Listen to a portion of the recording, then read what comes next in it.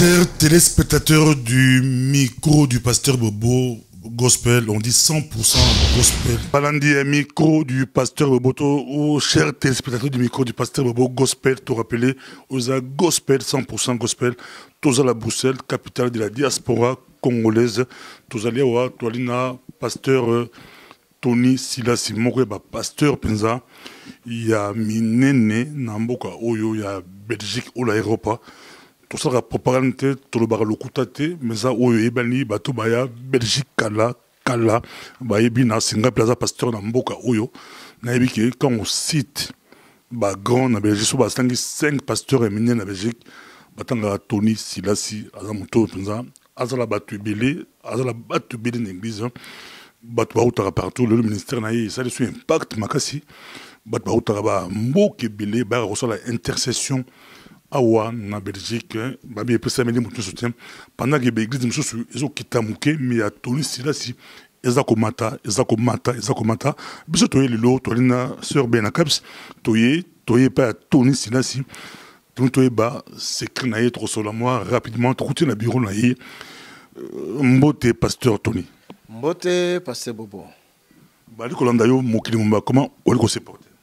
En tout cas, tout ça bien par la grâce de Dieu. Kola Zobik Sabiso, tout ça malade, moi Zoba Telabiso, tout ça bien. Avant un peu ça, micro, on commence. Tu retournes à mon question, mon c'est écrit à pasteur Tony, Ezanini, pasteur Tony, à Otuapi, au comment Bruxelles, Nini, comment Batubeli, Bamekapé, et coacher l'église de Bruxelles, ça blackté, ça, nation Ibi, ça blackté, yoye, oti église, je crois au bandit Nandako. Nandako écartonné, au cul de la salle écartonné, partout au Kende écartonné. Les gens se posent des questions. Il faut que le wapi pour la place à vide éthique pour partout sur la règle, la place à vide des alaratés. Na plus au Maloba, au combien pour ce n'est bon, nga na ko se présenter d'abord naza angolais, d'origine angolais, naza belge d'origine angolais. Na koli na Kinshasa, nzamba salinga grâce na yambi le banzambe kuna, ba père spirituel ba cadre biso na koli l'assemblée de Dieu. Et puis tant on a coach na Angola na mboka na biso, na zongi libota mbimana mo sinabana, kunande nzamba kwa kotianga fardo ya koyebisa ngai clairement kende na poto na zana musala opeso kuna. Réalité na lingai ko yate. Mais na kutana na makambo moko oyo tokosolo na ngomba la mususu ya sima. Et c'est vraiment que naya po tena ko selika mzamba alobaki. Abisenga clair soko komi kuna nazana musala ya kopesa yo. Tango pe na komaki na komi lelo le lendemain na ango na 6h du matin na yoki nzambe koloba na ngai clairement na pesio molimo na ngai ndenge zaki epai na Eli. Nazana musala munene na territoire o kobima na mboko te. Nde na kwa kofanda bref kino na tango oyo ngana zaki kosala nzambe na Kinshasa na Angola na servi nzambe menazako kima kozala pasteur na linga kozala pasteur te ezaki na ba raison moko ya ba raison liboso nazwaki grâce à kotanga te na tanga kité pour père ay ko kufa avant na 6e année primaire na kimi pe wa classe na ke olukande to ko vivre parce que na ki mona mo ya mobali ya liboso akoko ko vivre de loko za okimisa ngai penza musala nzambe yangwana ba miezi ngana cadre miezi na bandeli mais tango azokene na école biblique ba yebisinga na kene ngai kotona za ngoma na ngoma kamba mutu wana zate miezi ala na chambre mona nga pendant 3 ans alors nzamba sungi ya ke liboso tu sais là mais ngata una ye awa nzamba tinda père spirituel ngai pasteur Vakambi Ndongala atinda ye aya koluka ngai yekuta kansaki naza en Allemagne parce que tozaki na trace to bungana ka ba trace ler nga na kota ka Angola na yoka kaka sangola na poto na yaki tia eko découvrir a Jinga awa na Belgique nazai ko encadrer batu awa na Belgique mais zaki de église te na fanda na ndaku na seri wana tango eko zwa ngai pe na ebi Azio awa na poto donc là comme en Allemagne pour na bane belé hein père Nabiso c'est un grand apôtre il a plus de je pense que 130 ou 140 il y a bimisi un ministère partout bazali tango ayoka ke nazana poto maeba été pas wapi ayepa ya mwana ne moko na Allemagne pasteur Emmanuel lero akomi kuna nde ayebisike non nayebi nayokaki sango ki aza na Belgique asali tout aye ko découvrir ngai awa na Belgique tosololi abisinga nzamba abisinga itango ne kokene ya ko consacrer yo pona musala. Évidemment, bandeko nazo baza likambo solo 2 semaines avant ya ndeko moko azali kolala na ndako na ngai yende mutaloti ndoto ayebi pasteur na ngati tukutana kiao abia moni évangéliste moko aye na ndako na yo et bato bakomi beni na ndako ekomi loko église a consacré comme pasteur mobali na ye parce que akibon la mwasi mobali na ye o alinga ko bale azaki na fiancé le rwana bazati lelo asaka na madu awa ye ayeba hyper spirituel nanga abi nanga vie keba komona pasteur na vakambi azoya a consacré to seki kaka poste na bi c'est impossible et écoute éviter ça fait moins 10 ans to kabwana 2 semaines après na moni papa komi donc les clés biso tanga le kamwana na kwa ko kimango souté et puis a consacré ngai comme pasteur mais avant consacré ngana a pesinga na droit na banda musala pour une année aye basoki o nzamba albaki zango apesa ngai formation moko parce que ayebi ke naza déjà formé na formé vraiment banda kalanga naza dans le Seigneur depuis n'appelle ngai depuis 1977 donc voilà les nzamba sol banangai na 1977 na baptisé en 74 donc ça fait un peu quand même mon temps alors na 2 semaines papa fondé pa nangai à la musi bonzambe nangai na ndengi moko chaque 4h du matin tozani na salon tu 8h et dans la prière et la makambo etali à bonzambe accueilli 1 an plus tard à Zongi ayeko kutanga musala ezomata donc ayeko kutanga mona 80 personnes. C'est de là le bagage qui est ngongé koki nazo consacré na qui consacré na chambre était na bomba miboye batu bazala ko na benzi wa pasteur ya France ya Allemagne ya bananae bazala qui a consacré de omoni secret na ngai na kokoloba na mukuse ezali ko zalaka na nkolo intimité na nkolo nazala na secret musute ka intimité na nkolo kozana kolosé sengo kozana pasteur Tony Silasi bazora bayi rarement c'est pas facile aux abango mais un peu BTV gospel tous les bureaux il y a pasteur Tony Silasi bien à capse moi motula pasteur Tony grand merci yamba biso lelo na église ADV et au lobby que vous allez au banner au banga parce que vous avez un problème ba complexe ya parce que oui complexe parce que tanga quitté na parce que non n'oroyam awa oyeba olobate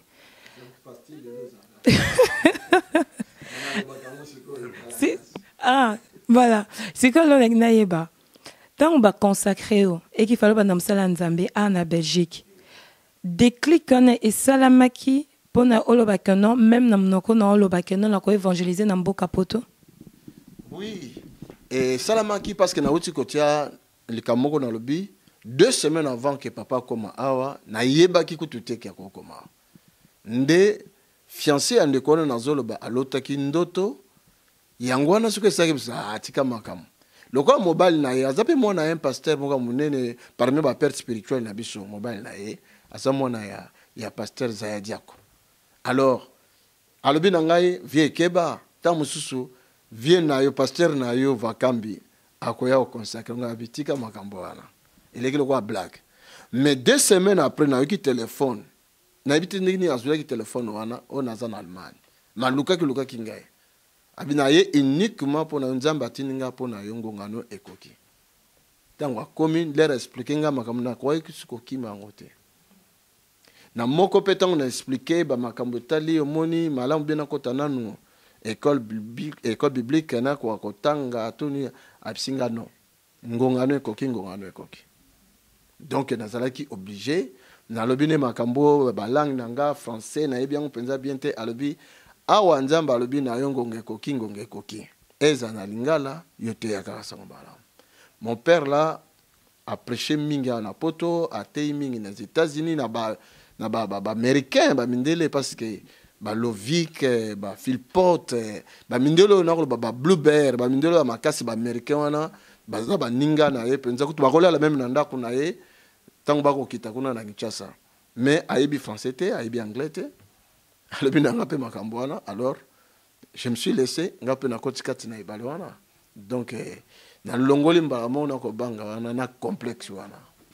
Bali kolanda biso mokili mbato zala pasteur Tony Silas eza MPB TV gospel ba pasteur Beli bafandi bali ko tala biso pena bali ko tala yo pasteur metango bandi musala onenge déclic bantongo bandi musala église école ki ndingeni parce au côté premier na Belgique côté ba grand otobenga ba côté ba église monsieur c'est fanda ki kola déjà na Belgique entre autres to kotanga batuka ba bishop Muchebele l'église école déjà ba Kibutu l'église école déjà yo pour y la terrain terrain zaki moi compliqué zaki soit au la A soit au la B d'abord balani yokuta kitam ba musuna bosani balani yokuta ki makasi et puis église école ni déclic là non ngaler na komi na kutaki église à Nouvelle Jérusalem et bishop Muchebele et puis Kibutu Nestor ezalaka aussi na kwe moko ya cellule de prière ezako sangisa bato ezaki indien moko Sam pasteur Sam na sima petit château na Faisela esika wana nde tozako sangana na ba mardi ba vendredi mais ezaki église te ezaki kaka cellule moko ba groupe comme bato bakoko ya na prière wana. Je pense que na kutaki aussi Kadima aussi, Bishop Kadima déjà zaki jeune église ah batonga na kutaki on a koye bana mutu lelo ezaki bangwana mais peut-être les musu pas quoi ça na so baté mais on ga na ebe zaki wana na ebe pe moko aki haïtien pasteur wana na bosoni kombo na ye place venza na banda ko kendo sambela na bandio kende ba dimanche pa na ye na kutaki azana intercession te azana équipe à gardien dame te bazaki 25 personnes. Si je ne me trompe pas, na telemisi intercession pa na ye. Na telemisi intercession pasteur Martin Kombonaye. C'est qui professeur de l'école biblique et Assemblée de Dieu na ce qui Waterloo. Na telemisi intercession, na telemisi gagnant dame na 3 mois to sali 125 personnes. Yé moko alobi nanga na tika. Parce que ba yebisi ke ba congolais pour moni loanga mutalinga la ka batumi ba banga congolais mais naza angolais na konakin mais naza angolais d'origine de père et mère alors na esalanga mawana lela mingi abi passer naza na posate ke nazo eloko to likamuto bato alabi non ko simba so musala te tika ba bisinga ke ba passer ba congolais bakoko bonga binga naza pasteur à l'époque nazaro linga kutu kombo na te na travailler makasi na Angola to telemisi l'église à minene mais so benga pasteur na boy parce que na ki na principe ba kolisi biso na ba père spirituel lokola ba consacrer nga na nte ata na ko sala ko tunde nini na ko mi benga pasteur te mais bango nde na mona ki bato liboso na époque wana tina ye kotika ndinga labaki na ngai na tiki. Mais Nzambe ezaki plan na ye. Lelo église na kangama. Ngana tiki na fanda na ndaku. Je vis aussi Anaclé. Anaclé le roi pena no ya bandi musala te. Tozaki pe même balabala moko, tozokuta na trop. Mais tant on a ko banda leur père spirituel a l'air na ko banda. Pesenga un an église kangama 3 fois. Ye ngasko nazo travailler nazo bakaka. Ce qui a yé à coûter l'église exacte à mon naza incapable. Ce qui kangami n'a remonté sous. Mais Dieu m'a fait grâce. Na 95 donc 95 na kendaki na Hollande na programme ya Maurice Serrelo. Pour papa yaka na 94. J'ai abia koya na 95 sous akusa 1 an. Na kenani na Serrelo Kuna Cirilo a perception enseignement pendant une semaine, de 8h à 23h. Tous les jours. Nzamba salilinga makasi nanzela ya mutuana. Parce que tant que je suis en formation sur le Saint-Esprit, à prier pour Nabiso, à oindre Biso, même pasteur Anaclé pas à l'aka. madame nanga zalaki pasteur na classe zalaki yazaki ko traduire biso na anglais ponga na yebaki pe anglais te mais nzambe asaleli biso makambo minene de to uta kuna na butu ya mokolo ya suka nzambe ayekoloba na ngai na ndoto soko zongi na Belgique na pesio Belgique na maboko parole wana na kobosa na ngote apesanga 3 signes les 3 signes et s'accomplir ndenga lobaki ko banda wana ata mopepa ngo ndenge nini jamais nako bamba mala mabele tu papa eko kutanga amoninga na 80 70 à 80 personnes yemoka zoloba en tout cas on nzamba baki nanga eko kisami na ndima kiteke nako mona likambo boye ti lelo tozo sala nkolo. C'est toujours un dimanche, mais vendredi soir, ton mon livre nous a plein. Vendredi soir, nous a plein. Peut-être qu'on a 2 questions, tout ce que ça va, pour balayer aux élaïers. Déjà, la César, plein, mais on va vendredi. Dimanche, vous en donnez. C'est la question. En fait, en Golobi, pasteur Martin, pasteur Sam, je me suis rappelé, c'est très lointain, que moi aussi j'ai à visiter le pasteur Sam et pasteur Martin aussi. Mais 21 ans dans le ministère, 21 ans. Donc sûrement, vous avez connu le haut et les bas. Quelles sont les difficultés aujourd'hui dans cette église, et surtout ici à Bruxelles, que ça que l'église est coco émergée? Ça peut être quoi le problème? Difficulté, ma casse, c'est d'aller toujours bâtir sur l'intelligence humaine. Toujours bâtir selon l'ordre que le Saint-Esprit a perçu. Et puis toujours que le Saint-Esprit, pour bâtir le Saint-Esprit, la puissance. Hein? Ou batumususu bazozo Saint-Esprit lokola kaka ne totanga la Bible que Saint-Esprit bona bonetika idée mon boy. Non, Saint-Esprit c'est une personne. Donc l'église na territoire lokola Belgique, eza capitale européenne. Eza na béton moko ya ko sakanate. Pour na ko passo la béton il faut za onction en Saint-Esprit. Donc le Saint-Esprit qui t'a na quatre église wana bo permettre ba don en Saint-Esprit et ça là bo accepter yango parce que mingi ba accepter kangote. Ngana yoki batumi ba bengi aza magicien boy na boy na kwa epe kolemba mais na lembité parce que nazo sala onko la sengi nengi comme na Biblia. Donc ceux qui ba pasteur ba koti penza kasi na ben spirituel ba mitiki bazo impactation en puissance du Saint-Esprit l'église na bango efungama parce que c'est la volonté du Père. Alors c'est là si ba témoignage ba guérison miracle l'église na yo c'est belé pourquoi on s'est focalisé sur ba guérison miracle et puis ba division on soit ba division belé ou ba départ.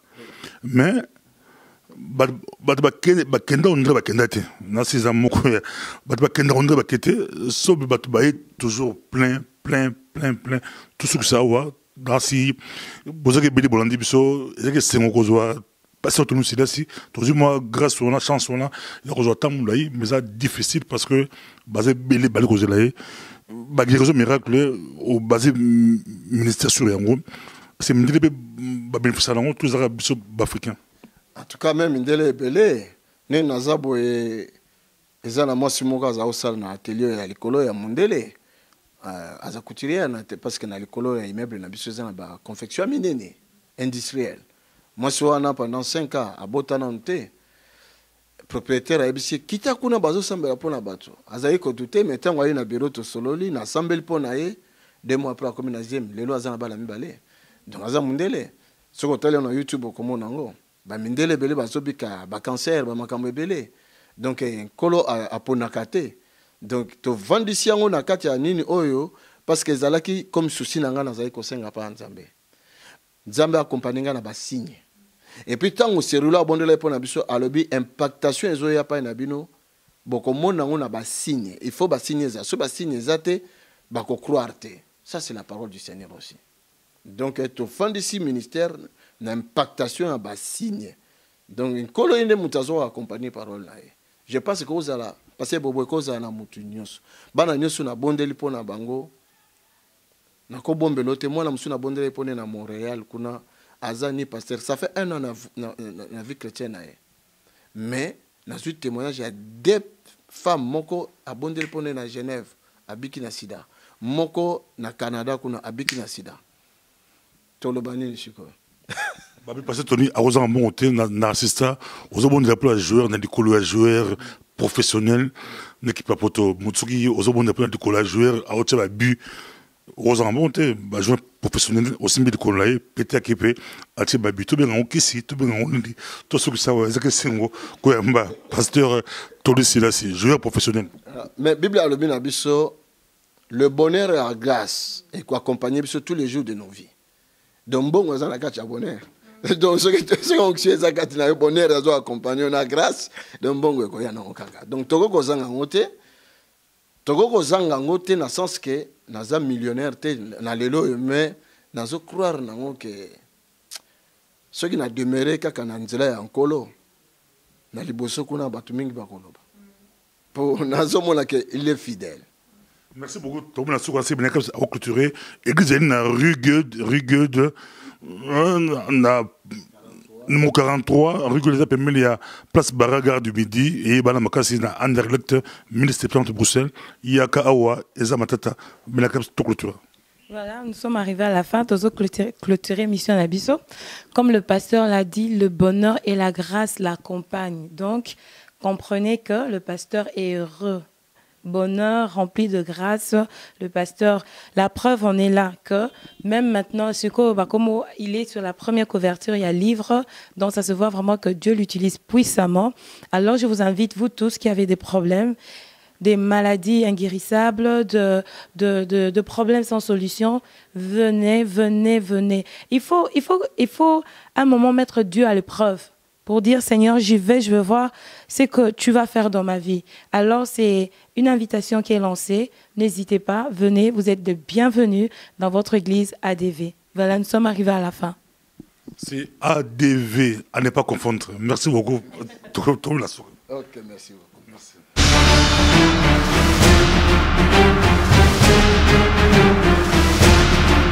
Shalom, shalom, shalom à vous tous, enfants de Dieu. Voilà encore une fois, un PBTV a été invité à l'église de Dieu vivant, chez le pasteur Tony Silassi. Comme vous pouvez le remarquer, il pleut, mais malgré la pluie, nous allons visiter la grandeur de l'église, la puissance de Dieu, la façon dont Dieu l'utilise puissamment et la façon dont les fidèles sont tellement fidèles à l'église et Dieu fait des grandes choses.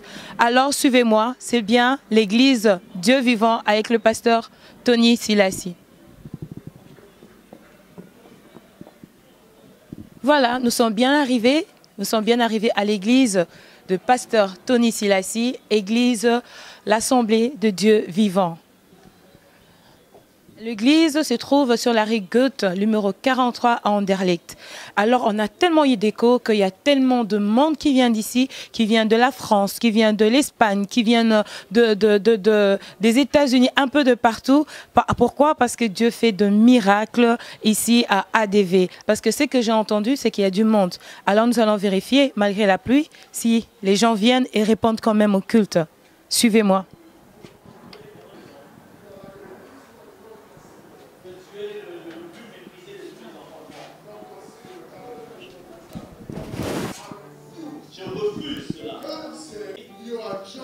Tu es un géant. Et je veux que tu déclares et prendre autorité.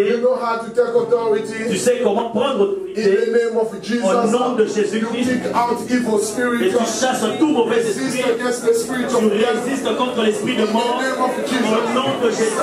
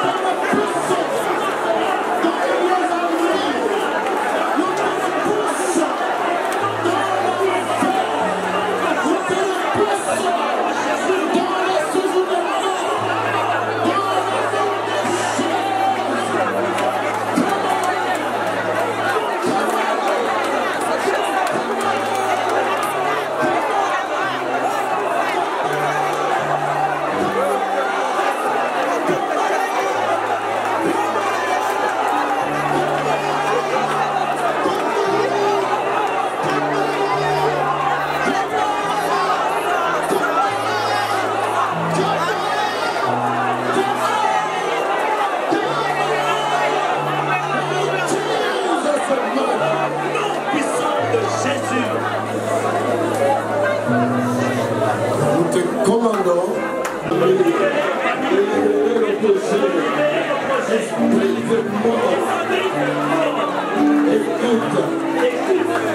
la parole de l'Éternel me dit.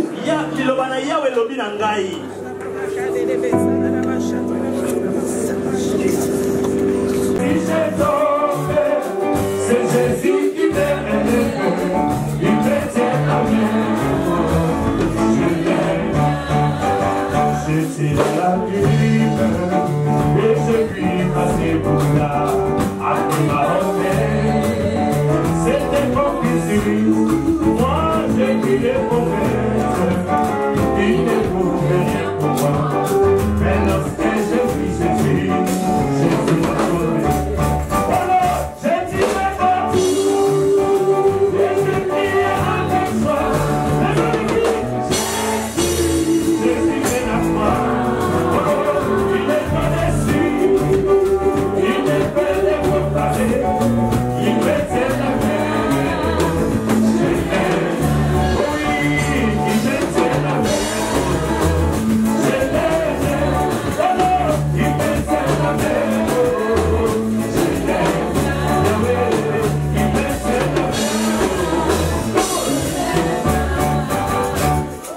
Souvent que je suis on me répète qu'il était souvent je suis étudié, c'est vrai, il était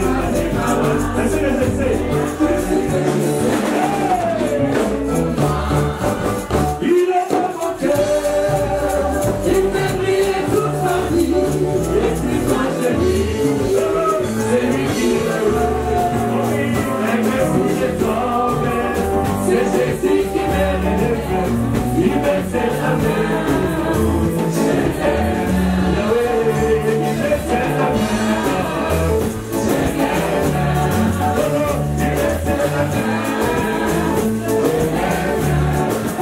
main. Il me fait la main. Et au cœur bénisse, et c'est sans la avec un copie.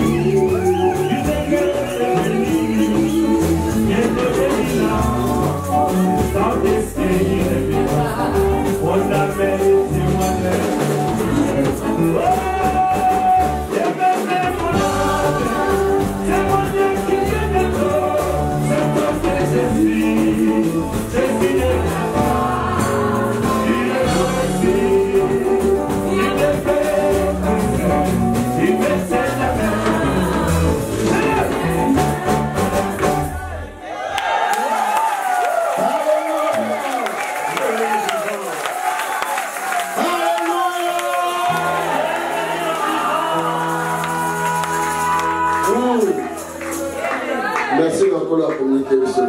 Merci au Seigneur. Prenons place. Je vais vous dire, soyons dans le Seigneur et accrochons-nous toujours à Jésus. Ne craignons rien. Le Seigneur est avec nous. À deux fois.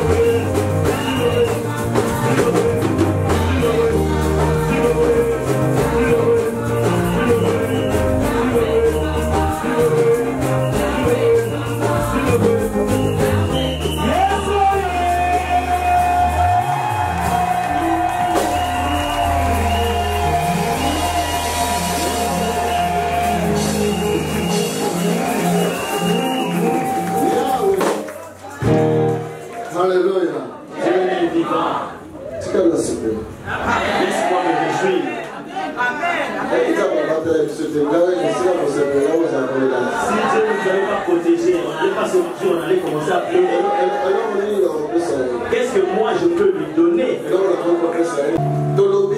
Nous avons parlé, nous avons chanté, nous avons loué le Seigneur. Mais lui aussi, il veut parler. Et il veut agir. Chaque chose a son temps. C'était notre temps pour qu'il nous voie, qu'il reçoive notre offrande, qu'il reçoive nos dîmes, qu'il reçoive nos prières, qu'il reçoive la louange, qu'il reçoive l'adoration. Maintenant c'est son temps qui parle. Et par sa parole nous recevons tout. Lorsque lui il parle, nous recevons toutes choses. Alléluia. Dieu est vivant. Alors que nous sommes là debout,